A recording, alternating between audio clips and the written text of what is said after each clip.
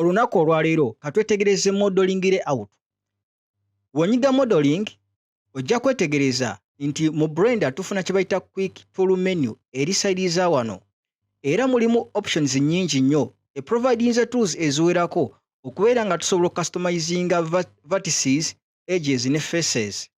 So kati zino tool ekyokulabirako mulimu ngeno gye bayita extrude tool, mulimu bevel, mulimu a loop, mulimu ne knife. Ne tools endala nnyingi nnyo ne tujja kulondamu ezo ez'enkizo.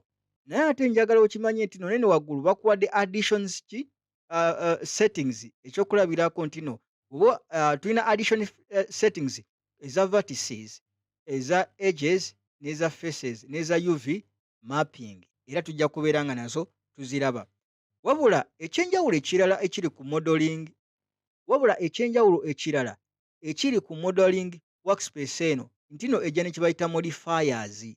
Modifiers ke kana akabonero akalinganga akasipanda nti wano munda wano munyigawo olaba ntino bino byonna zonna mwana watu modifiers nazo era zikustomizinga ku modeling.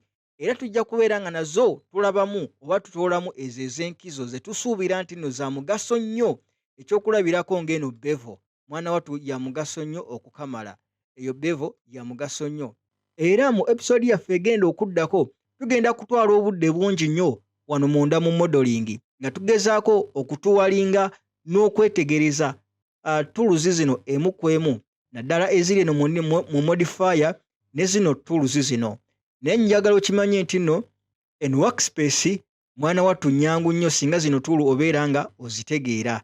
Mu episode eddako tugenda kubeera nga tutegeera emu ku emu butya bw'osobola okubeera nga ogikozesa bulungi nnyo kubanga okumodelinga kye kimu ku bintu eby'amaanyi munda mu Blender. Kankulabe mu katundu akaddako.